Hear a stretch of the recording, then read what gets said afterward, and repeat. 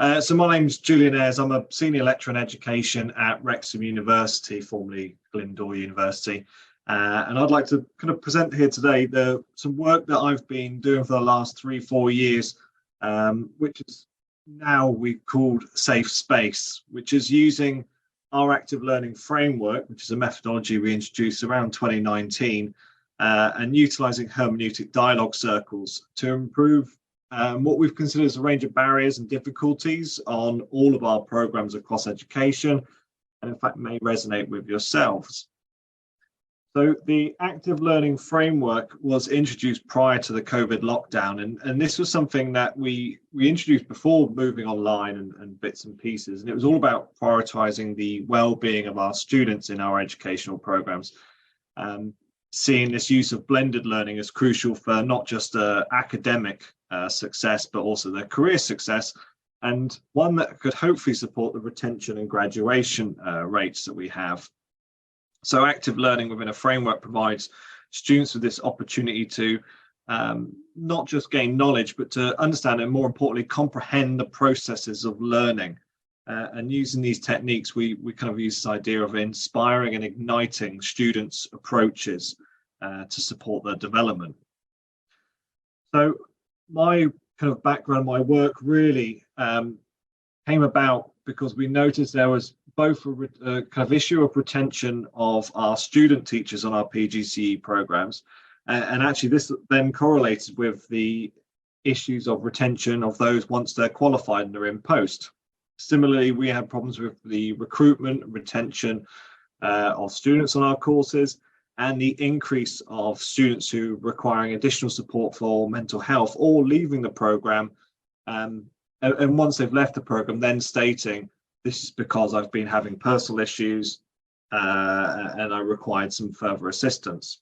And this may be something that you kind of resonate with in your own areas of education. And this kind of got me thinking, this whole idea of, we say to students, come and talk to me, come and talk to me, come and talk to me.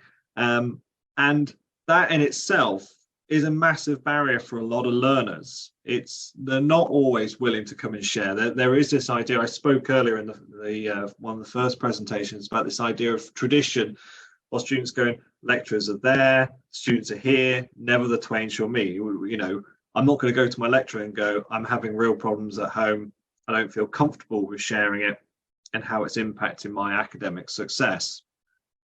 So my research started by looking at how can we increase students' confidence in sharing and talking with us when they are finding these kind of problems and barriers. We have a counselling department, which, you know, when we have a huge amount of students on campus, they're not always getting that access to, or have the time to, or have the inclination to go and speak to them.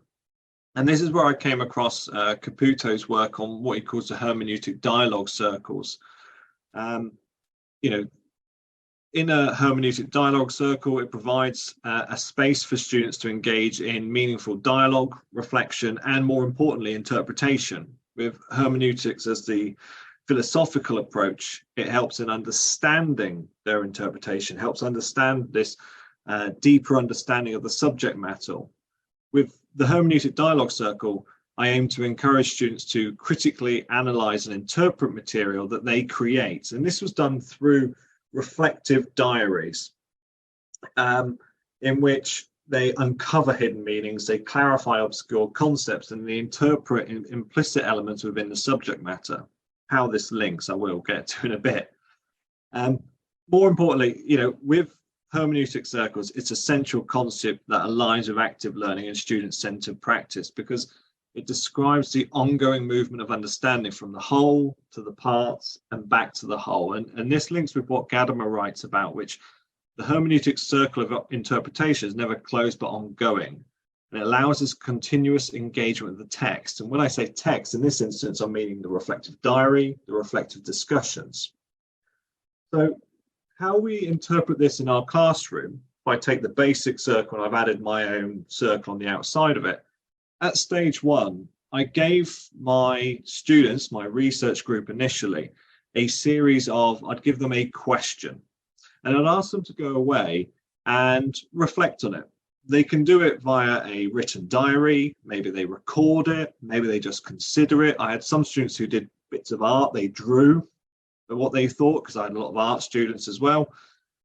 And the questions that came out, I gathered from, I did case study analysis of the armed forces, nursing and elite sport, because they also identified similar issues in terms of retention and success. The questions were then, at stage 2, the students were brought together into a room, which I call my safe space. And in small groups, they would share and they would discuss. And more importantly, I would do something that some people go, ooh, that's a bit dodgy, but I would leave the room. There would be no academic staff in that room. And what that was, it was an opportunity for students to share their feelings, their ideas, their beliefs about the question I'd given them without this concern or potential barrier of an academic member of staff sat there listening in. We found that a lot of the time our students would be more open to honest discussion and critique if an academic staff wasn't sat there going, what are you thinking? What are you thinking? Tell me. This then engages critical feedback from peers. They would share, they would answer. And in fact, we actually found that the number of students who would come and then approach members of staff increased. Or we found a number of them would then be signposted by their peers. This came about from, if we look at trim training in the armed forces, in which they trained other soldiers to support other soldiers, it's very similar in our teaching staff and our students. In fact, a number of students would then get positive feedback. You're doing fantastic, you're doing great, you're making all these sorts of right things. Or, I think you should go and speak to the teacher about this. I think you should go and speak to this department or this department. Just sharing. Number 4, stage 4, is what links to in the hermeneutic, which is that pattern of interpretation, which is these new ideas. Sometimes when we gave certain questions, students would feel unease of sharing their worries or their concerns. And actually, when they looked at it, they went, actually, that's a strength. Actually, that's something that's fantastic about what I'm doing and how I do it. And they've interpreted it completely differently through open dialogue with peers. And we found that it gave them a lot of strength. And I'm going to look at some of the results earlier. What I'd like to do, though, is I'd like to give you one of these questions. And you can share if you want to, or you don't have to share, you can put it in the chat box. But I'd like you to look at the question, think, what would my answer be? What sort of things were part of this? And how could I use this question moving forward? So I'm not going to give you, when I do this normally, it is in partnership with the counselling team. So I'm not going to give you one of the really critical questions. I'll be friendly to you. But I just want you to think about this question here. What was your last achievement? What was the last thing that you go, yeah, that was a win for me. That's a win in my corner. And I want you to think about what contributed to that win. And then what skills did you discover about yourself? That's one of the things I get them to go and write about. And I'd just like to give you, I was going to put this in a breakout room, but I think, you may not wish to share, but is anyone here quite happy to kind of put a hand up and go, I'm going to talk about my last fantastic win. What's your last win that you had?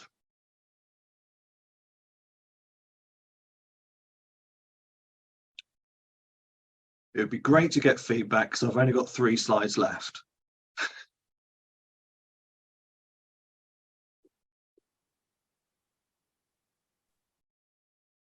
I'll go, Julian, if you like. Much appreciated, Vicky. Thank you.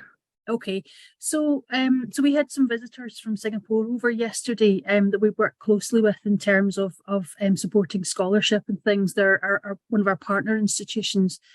And it was just nice that we had a really good meeting where everybody felt able to contribute to the discussion. And we just got really nice positive feedback from our visitors. So that was a win for me. What do you think helped with that success? If you're seeing this as a success, what was it that you think went, they're the things that I did or I had that helped me? Yeah, I think it was the relationship building over time. So we'd obviously been communicating online, and I think it was getting to know people, colleagues more personally was just really a really nice opportunity. Brilliant. So from listening to those sorts of things that you got there, what are the skills that you're starting to pick out, or maybe somebody else could pick out and go, what were the skills that Vicky's already identified?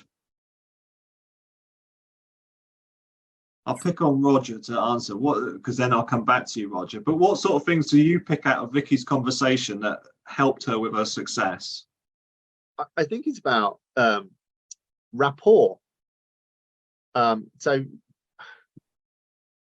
I think people often underestimate the importance of being able to develop a relationship with people on a one-to-one basis. Certainly, I would suggest in the classroom that part of what allows you to do things is having a rapport with the students so that they trust you. So yeah, I think clearly having the skills of, you know, good. It's difficult to sum it up because it's quite a complex thing in terms of being able to listen well, provide good back and forth, to be empathetic, to provide a not just a safe environment, but I think one in which people are relaxed enough to want to share stuff. Brilliant. Thank you for that. I'm going to come back to you in a bit, Roger, for your win. But much appreciated. Okay, so Vicky, you've got these great strengths: positive rapport, great communication. You've got these successes. Do you feel that you use them enough, or are aware that you have these fantastic things on your shoulders? Probably not always aware. Try and use them where possible, but not always aware that that's a key strength. Yep. And this is what I want you to do. I want you to go away and go, right, I'm bloody brilliant at these things. These are my wins. And you know, that's a really great example from you there, Vicky. So thank you. But this is so much with a lot of our students, we found they weren't aware of these fantastic attributes they had. Oh, that's just normal. I'm good at talking to people. That's quite normal. It's not really that big a skill. It's a fantastic skill. It's such an important skill.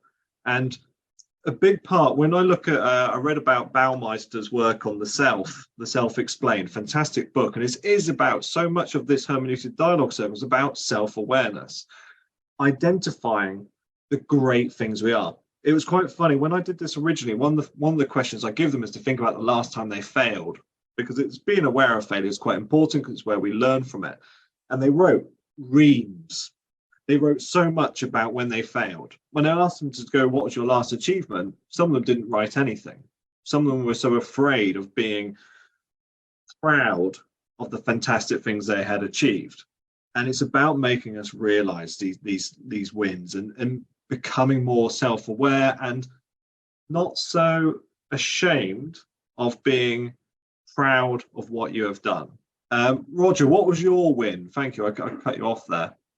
No, that's okay. I think possibly I misunderstood or misheard, because I was going to say that I often use Padlet even in live lectures for students to provide feedback or answers because of the fact that it's anonymous, or it can be anonymized, because I think that does encourage them to be a little bit more honest. But in terms of personal achievement, probably being nominated for a student award, ever the bridesmaid though, because I never win. And if I had to say what contributed to that, it would probably be what I've already mentioned, the fact that for me, although they can, and I'm sure colleagues would agree, be incredibly annoying at times, students are still my priority. And I think the priority there is to make them feel important. And what comes back in the nominations, in the citations that they write, is that is something that I have achieved. So I never want a student to feel that they are just a face in a crowd, or that there isn't someone, you know, when they're desperate, whether it's to do with an assessment, to do with a module, to do with their program, or to do with, you know, any of the various things that affect students that are external to the courses themselves, that there isn't somebody that they can turn to. And I quite enjoy being that person. And I do point out to them quite often, I actually don't have the answer, but I'll find it for them. So that takes some of the pressure off them. No, thank you for that. It's really much. And do you know what? Again, exactly what I was saying to Vicky, be proud to say I've been nominated for this award. And it's fantastic it's great to see that, because I'll put my hand up for it. I'm awful at it. You put your head down, but I think you have to be aware of these wins. You have to be aware of also where we've not succeeded. And this is a big part of our personal development. Thank you both for sharing that. I have been told I have to hurry up. So much appreciated. Thank you. So how does this encourage active learning? It's student-centered practice. My students are the focus of the project. They're in charge. And more importantly, they're working together in collaboration. The amount of them in the research groups that I've done, they went away and they would share and they would discuss and they would continue my work without me telling them to go and do it. If someone was having a real bad day and they were aware of it, my students would meet up and they'd go let's go have a cup of coffee. I'm more than happy to share. And in fact, I found that the workload on academic stuff actually, it decreased. We didn't need to be having constant tutorials. There wasn't just this one point of contact. If students were having issues, they had 20 points of contact or 30 they could go and share with. It was this idea of construction of new ideas, being aware that, actually, I have got these skills. I have got these other bits. That person's done this and they're fantastic at that. I'm going to go and speak to them. It's this whole thing of awareness and cooperative learning. They work together to achieve as a group as opposed to an individual.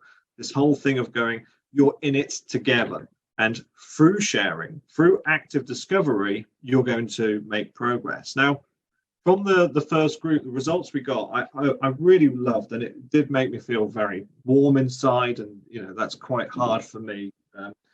But the feedback I got from students was positive light.